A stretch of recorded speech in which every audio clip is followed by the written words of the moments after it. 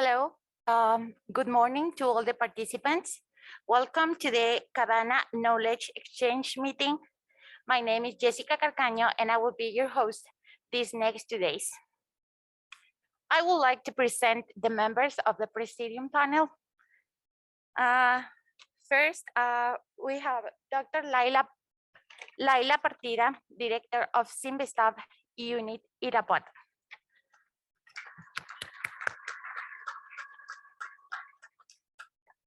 Dr. Daniel Diaz Martinez, Minister of Health in Guanajuato.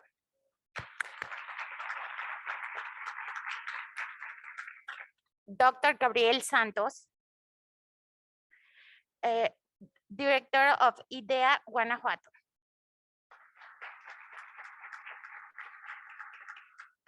Dr. Marta Espinosa Cantillano, Secretaría de Planeación de Sinvestab.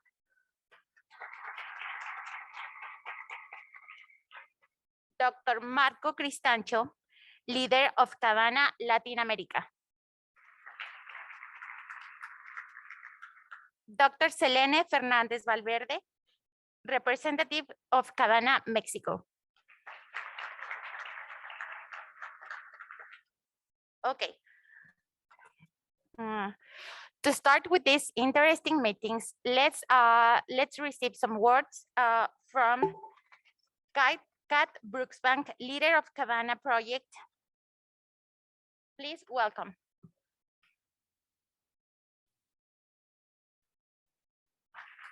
Oh, can you hear me? Buen día a todos. Disculpe, hablaré en inglés porque no hablo muy bien español. In the interests of full disclosure, I would like to let you all know that the only reason I'm not here with you in person today is because I have an electrical fault with my heart and I've been advised against long-haul travel. So my heart is broken in 2 ways, not only because it's not functioning as it should be, but also because I am literally heartbroken not to be with you in person today. I am very much with you virtually, and I hope to participate in this and in tomorrow's meeting as fully as possible. I would like to say a very special thank you to the Presidium, to Alfredo, Selene and their colleagues, not only for coordinating this meeting on COVID-19 and tomorrow's meeting on soil preservation and the microbiome, but also for their outstanding contributions to the Cabana project throughout. I would also like to thank UKRI and the Global Challenges Research Fund for making the Cabana project possible. Cabana has been a very special project for everyone involved in it. It has put together a pan-Latin American network of highly competent, data-driven biologists who can both perform research at the highest international level and also train others to do the same. We're really keen to ensure that the next week is not the end of Cabana, but the beginning of Cabana Phase 2. And so all that remains for me to say at this point is to wish you an inspirational and enjoyable time at this meeting. And I'm really looking forward to our discussions. And I believe I should now hand over to Dr. Daniel Diaz Martinez, the Minister of Health for Guanajuato State. Thank you very much for your attention.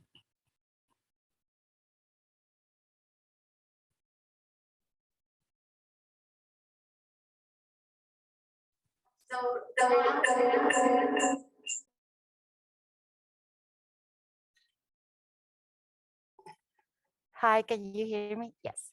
Thank you, Dr. Kat. So now we are going to have some words from Dr. Daniel Diaz Martinez, Minister of Health of the state of Guanajuato.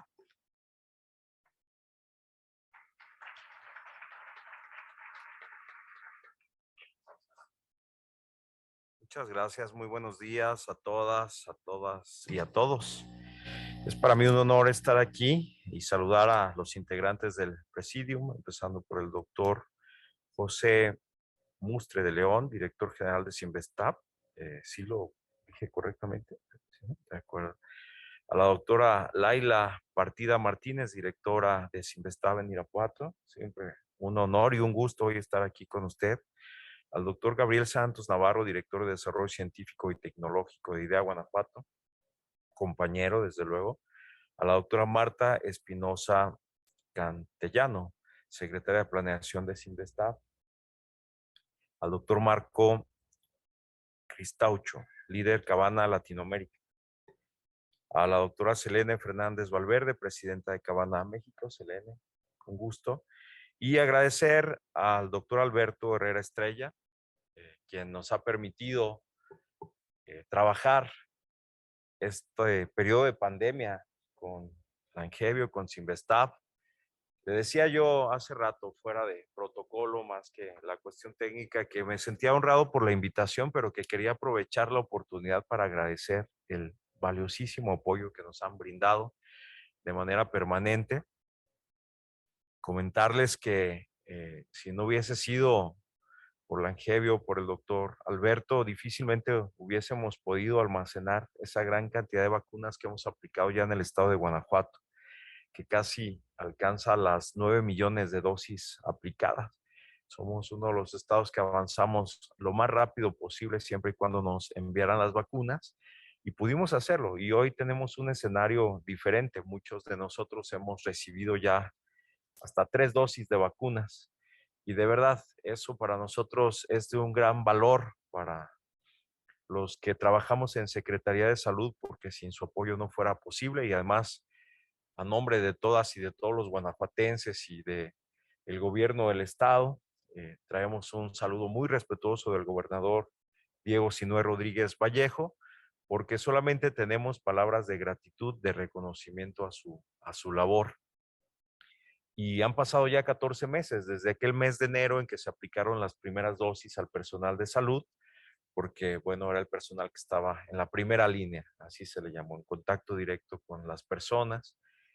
2 años que se dicen muy rápido, porque este mes de marzo aquí en Guanajuato se presentaron los primeros casos, y a partir de ahí, bueno, todas y todos conocen la historia en el mundo y desde luego lo que pasó en nuestro estado.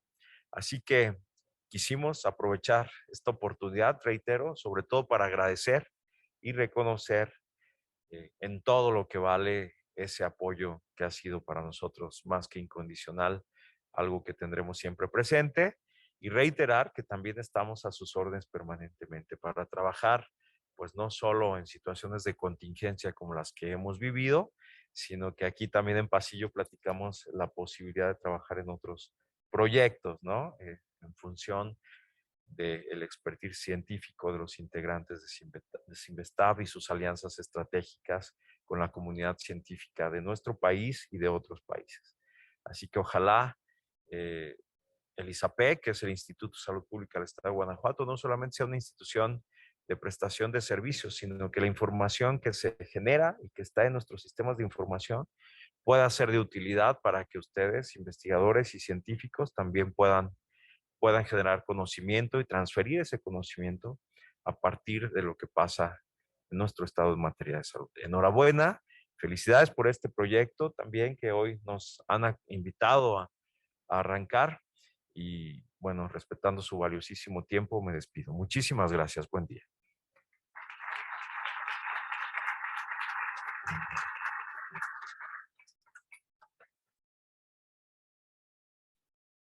Thank you, Dr. Daniel. And now we are going to have some words from Dr. Marta Espinosa.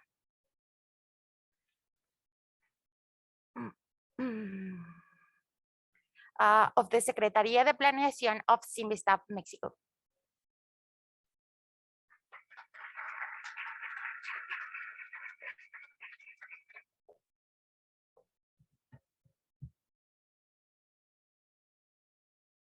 Good morning to all. Thank you for giving me the opportunity to give some preliminary words. Our Director General will complete my message, but I cannot but take this moment as Planning Secretary of Sinvestab to say how important for us this collaboration with the Cabana project is. We know we are very, very enthusiastic that our scientists participate in this endeavor that is aimed at putting together a bioinformatic network that is strong, that is solid, that is updated, that will bring for sure so many good deeds to our everyday life.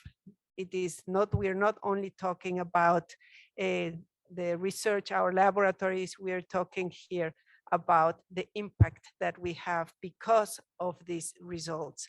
And as planning secretary, this is one of the greatest achievements of our institution, to be able to reach out, and we will continue to do so.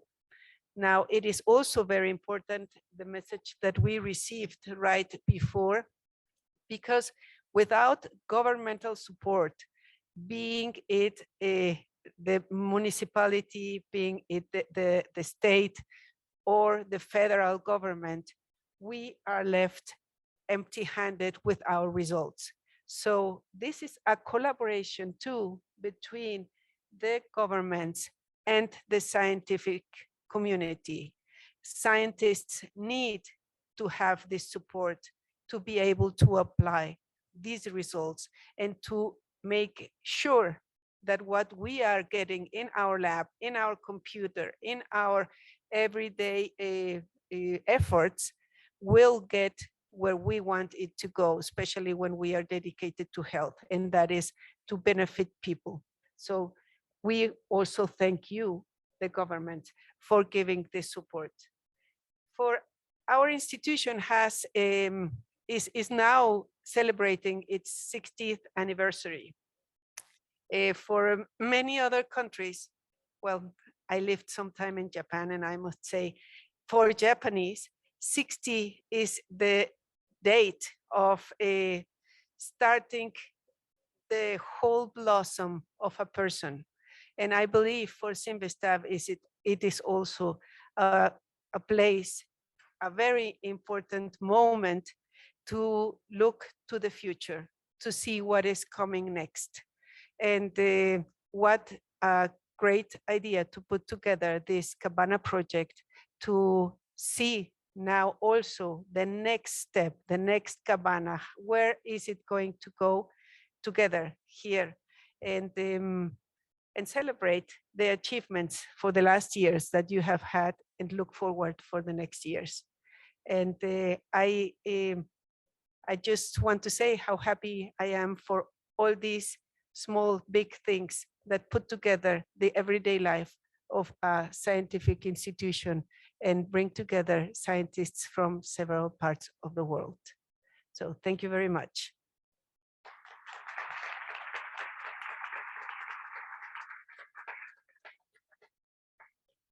Thank you, Dr. Marta. And now we are going to start with SARS-CoV-2 genomic surveillance and evolution. This chair host will be Dr. Alfredo Herrera.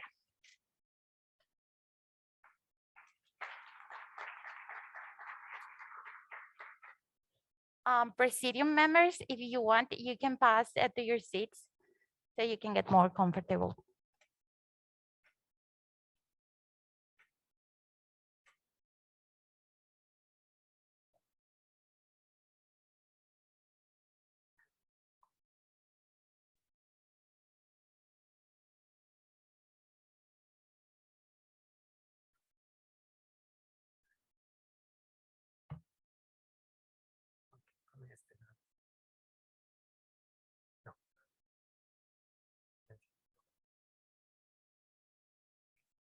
So, good morning, everybody.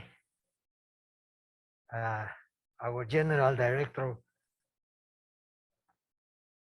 wants to say some words.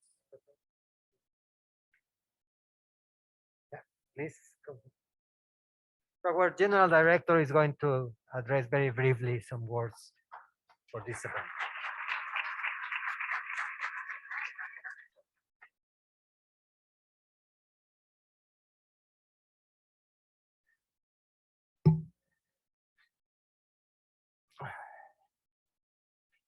Good morning. First of all, I'm sorry for arriving late. I had a problem on the road, and but in any event, it is a pleasure to be here. I think it is one of the first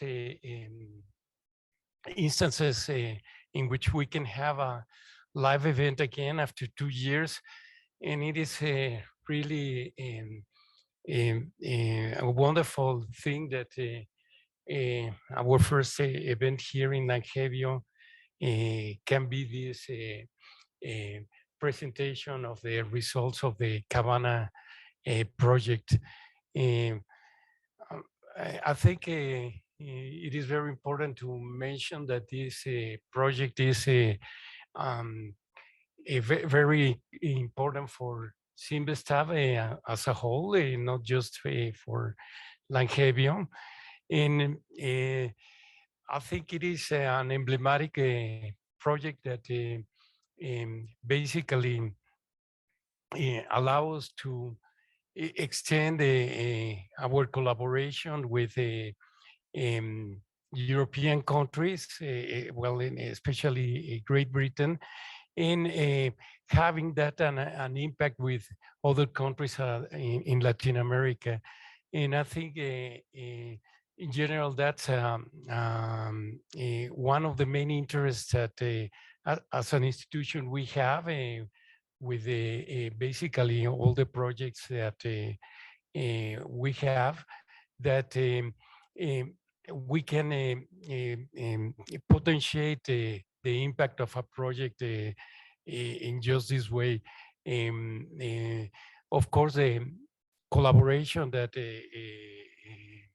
we have with countries in the northern part of the world is very important, but just having that as a mean to extend that to other countries in the southern part, like Latin American countries, is crucial. And I think actually we are very looking forward that this could be just a beginning of a series of projects that will have the same vision. And I think it will be just very important to hear what it was achieved. Also, I would like to finish saying that actually a big part of the time lapse of the project was done under these COVID restrictions that were actually another challenge in that sense. Um, um, we are very proud in our institution of all the work that was done in spite of that. I think the leadership here of all the researchers involved and was crucial so that we could achieve all the goals that were proposed originally. And in that sense, we're very hopeful that now that apparently this pandemic is going away, we could actually, with the other projects like this, could even achieve much more that we have already done. And thank you so much. And thank you, Alfredo, for the invitation to be at least to have a little part of this, at least being able to hear in detail what you have achieved. Thank you so much and congratulations. Thank you.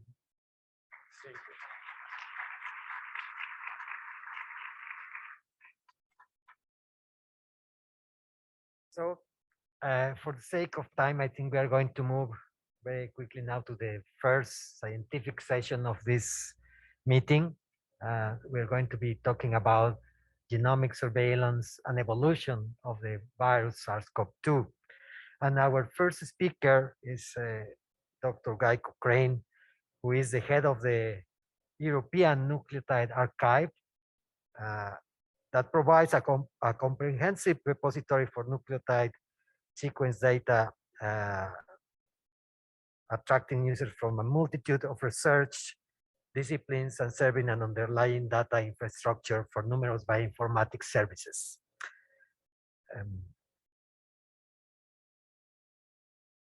Under Dr. Cochrane's leadership, the team of the archive has launched important new services.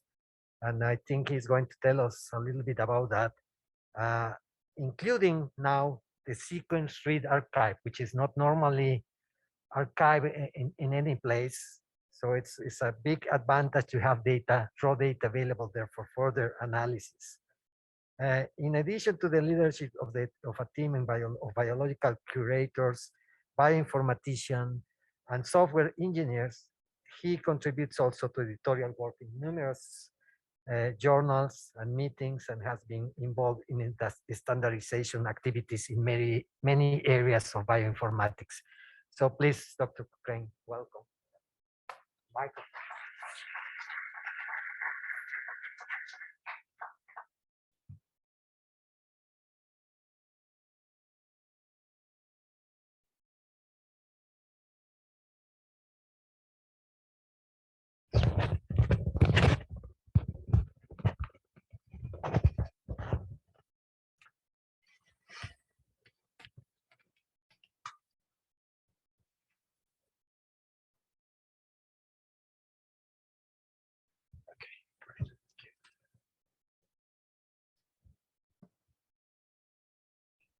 Great. Well, thank you very much for the introduction, and thank you for the invitation to speak. So I've been an observer and a follower of the Cabana project for some time, and this is my first opportunity, I think, to directly participate in one of the meetings. So that's a particular pleasure, but I'm very pleased to be here and to be able to present. So it became clear at the beginning of COVID, so now over 2 years ago, that molecular biology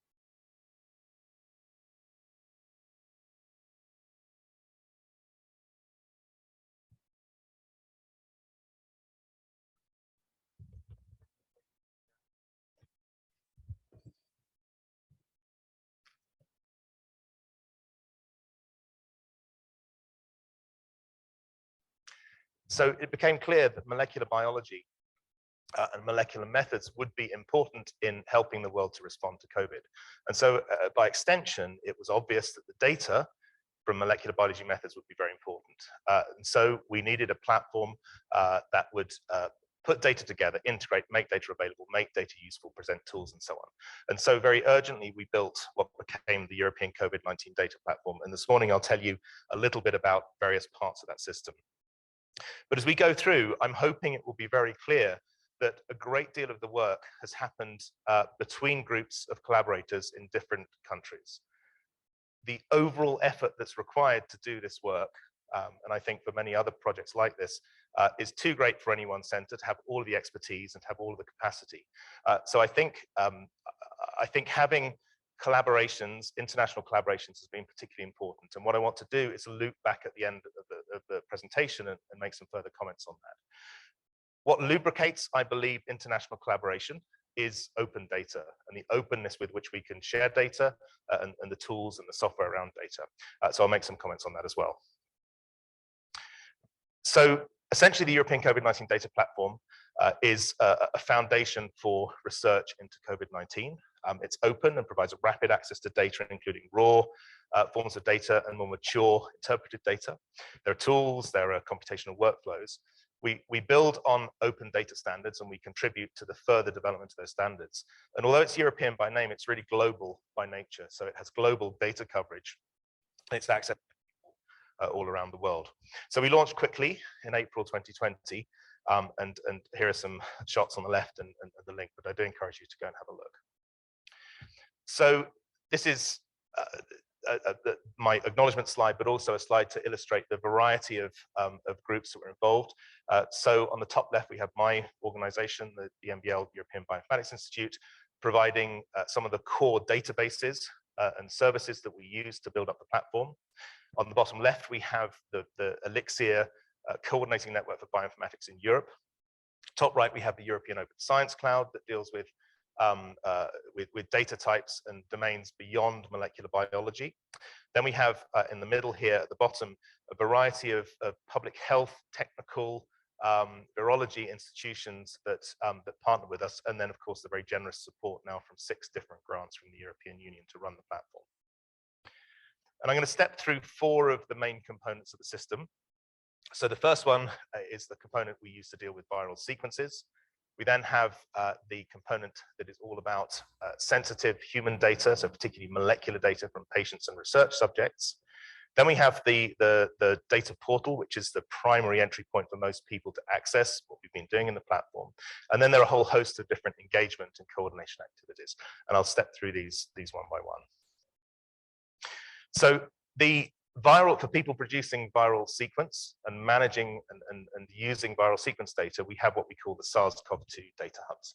And fundamentally, the data hubs are toolboxes that people can use to validate their data, to share their data with collaborators, to manage their data, and then to run computational workflows to process, to analyze, and then to visualize, navigate, and interpret the results of those workflows. We've used these data hubs, so we offer these data hubs openly to everyone who wishes to use them. And these data hubs feed the big public repository underneath it, so a big database of sequences. We've also very much used them in a campaign, or really a series of ongoing campaigns, to go from country to country, and here the focus was on European countries, to go from country to country to understand the layout of genomic surveillance, the layout of SARS-CoV-2 sequencing in the country, to look at issues of data sharing and challenges around data sharing, and then really to help technically to flow the data into the system using the data hubs. And so this has been quite successful. So we've amassed significant volumes of data over time. You see some of the growth in the middle there. So we now have 4 million isolates. We have raw sequence data sets, and we have just a little bit more for assembled sequences. But we've been able to use the tools systematically to reanalyze all of these data that are coming into the system. And we now have 1 million analysis products. So that's variation calls, assemblies. And these are applied systematically. So one can't get rid of the error in sequencing, but applying systematic analysis can help us to normalize for the error and deal with issues around the error. And so in turn, this systematic analysis, this feeds the public health reporting part of our operation. And so we've been producing regular interpretations of the latest viral variation data for public health users as part of the VO project, which is one of the contributing projects. And so this is a report that explores a particular area of viral variation that's important for SARS-CoV-2 at the moment. And it's circulated to a number of public health organizations around the world. So we're up to report number 10. This report is from December last year, and it's the first exploration we did of Omicron, which was, of course, comparatively new at that point. So in our campaign to mobilize data, it was very clear that different countries, and this I'm just taking one of those countries, I'm taking Switzerland as the example, but countries had activities that were centralized, or they wished to build up activities that were centralized to be able to organize the flows of data for their country. So in Switzerland, which is quite a typical example, they have a public health function to capture data from the different cantons and to analyze those data, to connect those data to clinical records, to connect them to health data. And then to provide them, to share them with the world. And so they're using their data hub very much as a dissemination tool, and some of the other functions as well to share locally. So, so what they did was they set up a brokering body, and this is a group that provides tools and services to Swiss scientists, who then use these tools to put their data into the system. And then the interaction that the platform has through the SARS-CoV-2 data hubs is with the group in Switzerland that does this. So data brokering in SARS-CoV-2 has been a really important way in which we can feed data into the system. And it's by sharing the effort of gathering, organizing, and curating the data around different countries. So onto the human component. So of course, with human data, we have sensitivity, we have privacy around the data. And if we look at molecular data, particularly sequences, then of course, these can reveal things about research subjects and patients. So they can't be shared and visible openly to all comers. Rather, we need controlled access systems and appropriate, ethically controlled data access structures. And so the traditional database we use for this is called the European Genome Archive. This pre-existed our COVID work by some 10 plus years. And there we have been working with data providers to gather data into the system, and we have records now from some 500,000 different research subjects, patients, and controls across 24 different studies. And this is now part of the international COVID host genetics initiative that's running a number of studies. But of course, in European countries and elsewhere, it is very difficult to move, even with the controlled access, to move certain data sets across national borders for data protection reasons. And so what we've done is built a federated version or a federated system that can connect into this database. And so this is the Federated Ega. And the principle is that you have, wherever you are, you have a single way of searching the database. If you want to make an access request, if you find something of interest, you want to make an access request, you have a single interface through which you can make that request, and the process is managed centrally. But when you're given access to the data, then the actual data is stored within a country. You're actually accessing data from the country of origin. So it's a federated system in that the data don't need to move from country to country, but they're still connected and still interoperable and still searchable, regardless of where you start from. So this is still being built out. We have 3 nodes within the Federation in European countries that are close to connecting, and 2 to follow, but a number of others, and not just countries in Europe who are interested in this. Of course, one can go up into higher levels of data that describe cohorts of study. And at some point, the data don't need the control because they're anonymized through being aggregated. So there's nothing specific about participants in there. And we have a number of services such as the cohort browser that we see on the right here that allows us to index, capture, and serve up that kind of information. So one thing that has happened on the side of the Federated Ega is the construction of quite a sophisticated model, and it's an engagement model, maturity level model. And what this really does is it breaks down into the different domains, the kind of work that is required, or the kind of setup that is required to be able to connect as a node within the system. And so, for example, there is the domain of governance strategy, there's a technical domain, operational support, communications, and so on. And within each of these, there's a set of requirements, and then one can grade one's position against those requirements. So this kind of a structure is really useful to set up collaborations. So it gives the definition of what needs to be done to be one of those database nodes that plugs into the system, but it also gives an indication of progress against that as one is developing the system. So onto the COVID-19 data portal. So this is really the entry point for most of the people. So most of the people that use the platform know the COVID-19 data portal. So this is the entry point for pushing data in, the new data, and it's the point for searching for existing data in the system. So now we have some 8 million different molecular and other records that are indexed. And if you look along the bottom here, you see some of the different platforms, molecular platforms that are represented. So I've already mentioned a lot about the viral sequence data. We also have the host sequences that I mentioned. We have animal data as well. We have expression data of different types, information about proteins, structural biology data, proteomics data, metabolomics, systems biology data, samples, cell lines, imaging, microscopy, and then the very rapidly growing literature as well. And so the system it's a portal, it's not a new database. We didn't build a new database. What we did was we put a layer on top of all of the existing infrastructure, and we bolstered the infrastructure where we needed to support COVID-19 related data and to be able to serve them into this portal.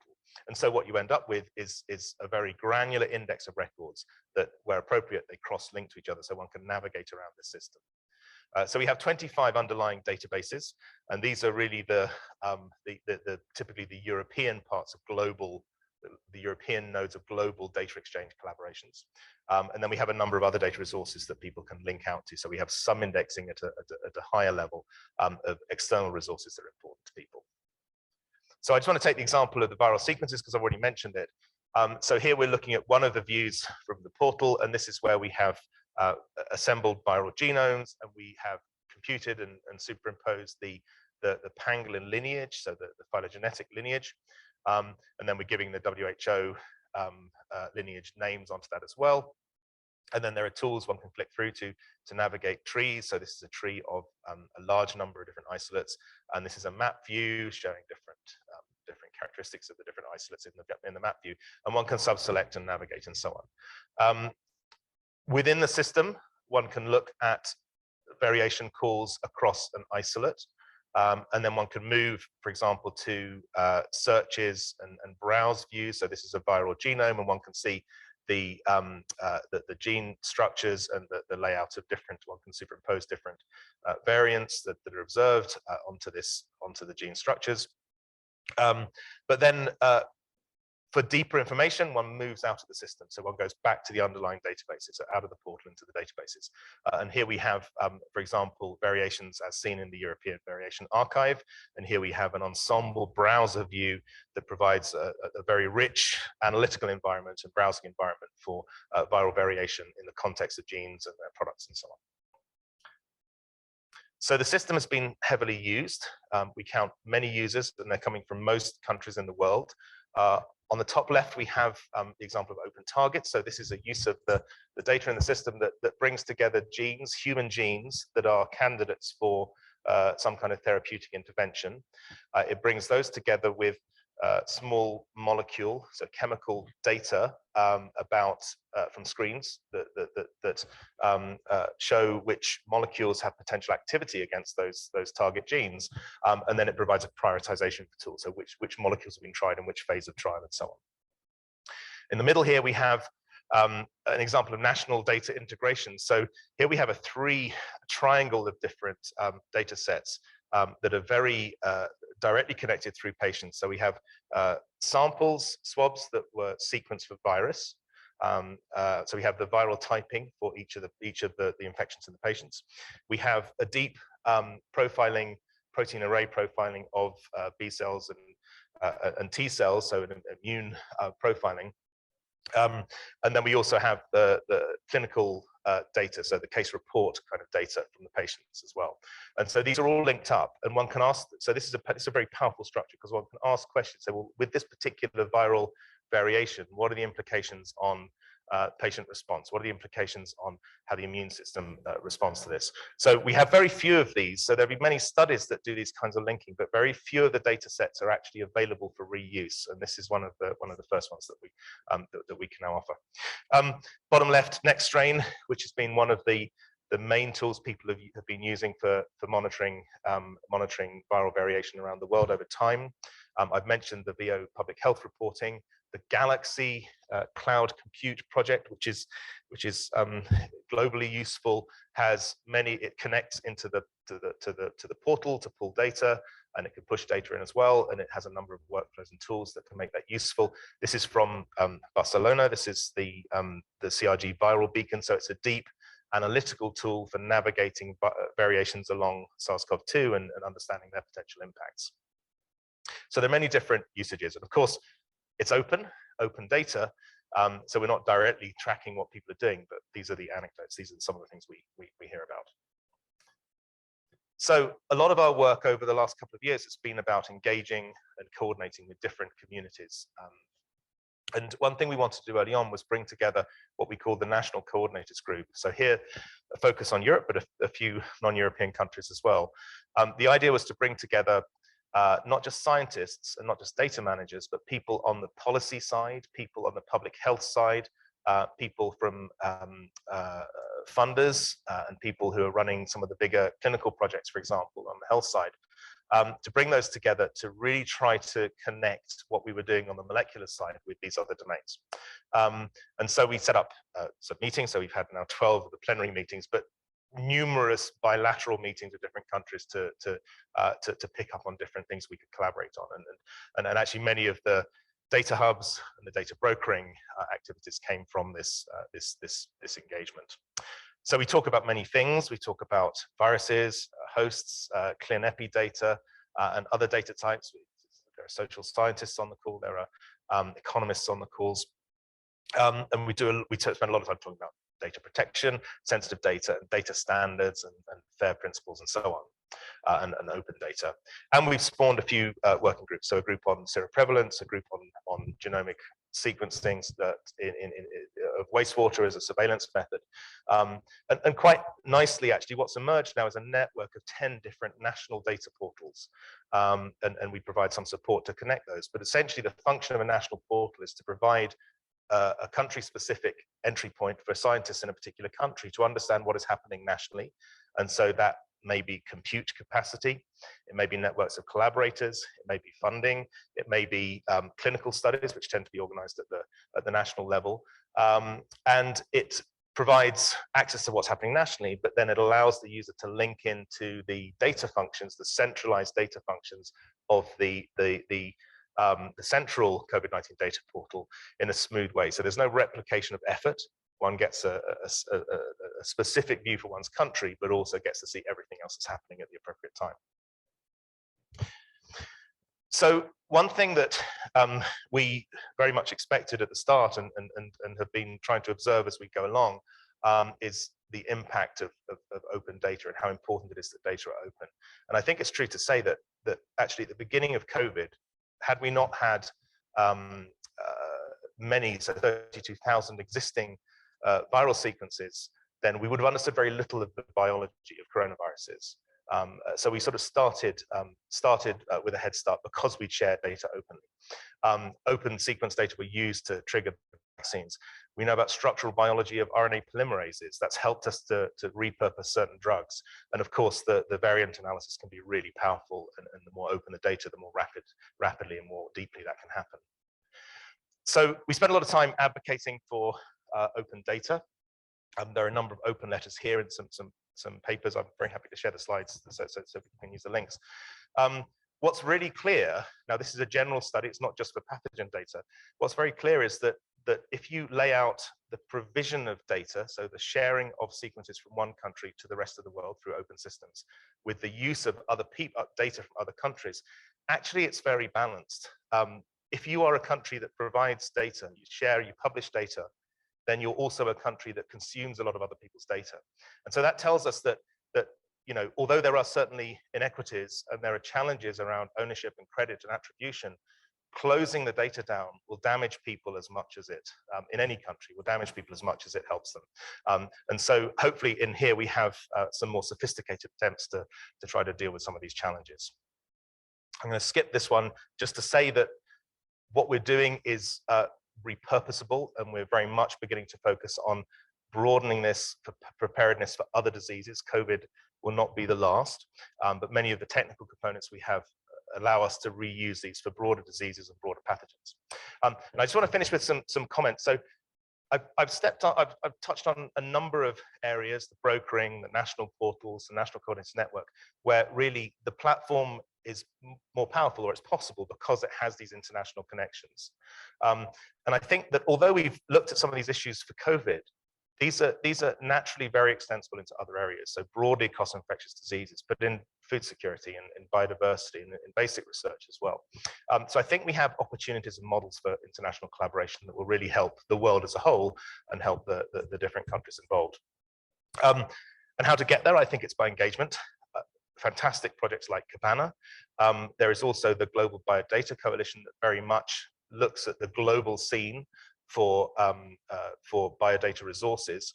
It's a coalition of funders that's trying to align the funding better to suit infrastructure for biodata, particularly noting that there are some inconsistencies and there are some sustainability issues for some of our big data resources. And so the funders get together to try to look at how they might better fund and support those issues. But there are many global activities that will perhaps be important for people thinking about this. And then finally, to mention the Dsi Scientific Network, which is a grassroots group of scientists from around the world who are looking at ways of, while retaining data openness, developing appropriate decoupled and often multilateral benefit sharing mechanisms to make sure that we're not that we are reducing the inequity, but allowing science to continue as it needs to with open data. So there I leave it. I thank you for your attention. I'd be delighted to answer any questions at this time.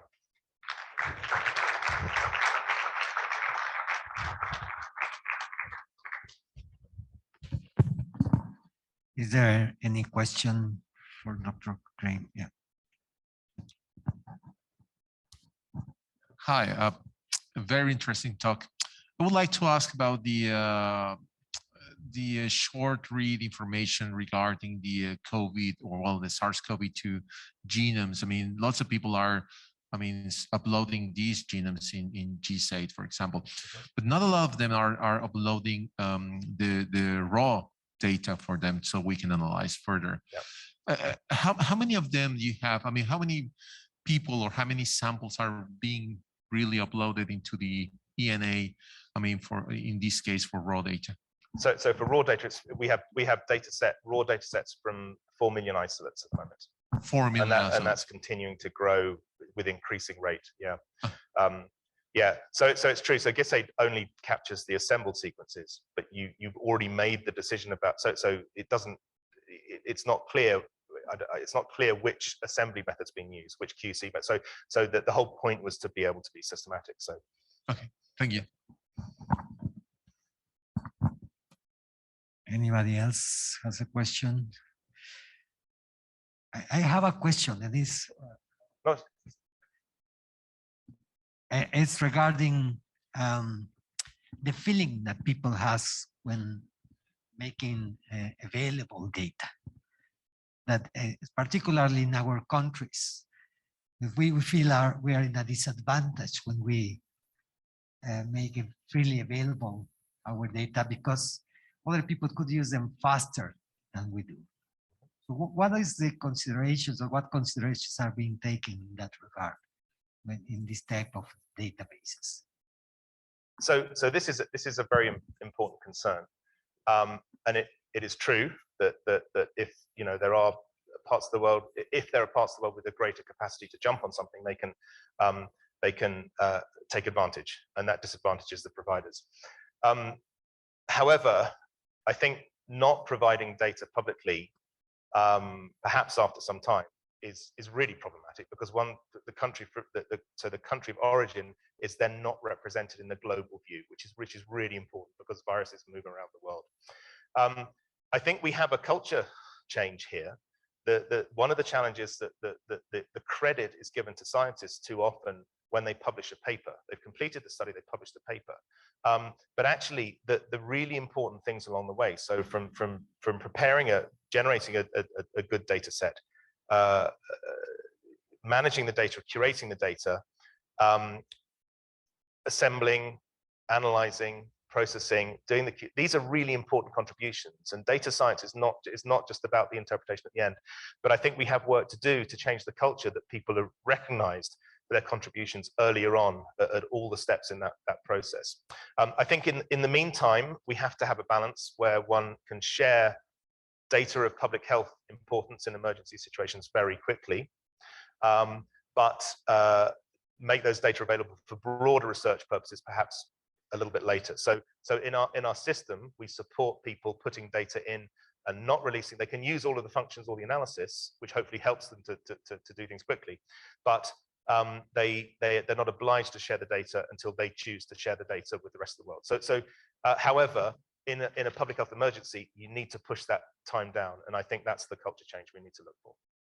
Thank you very much. Is there a very last question?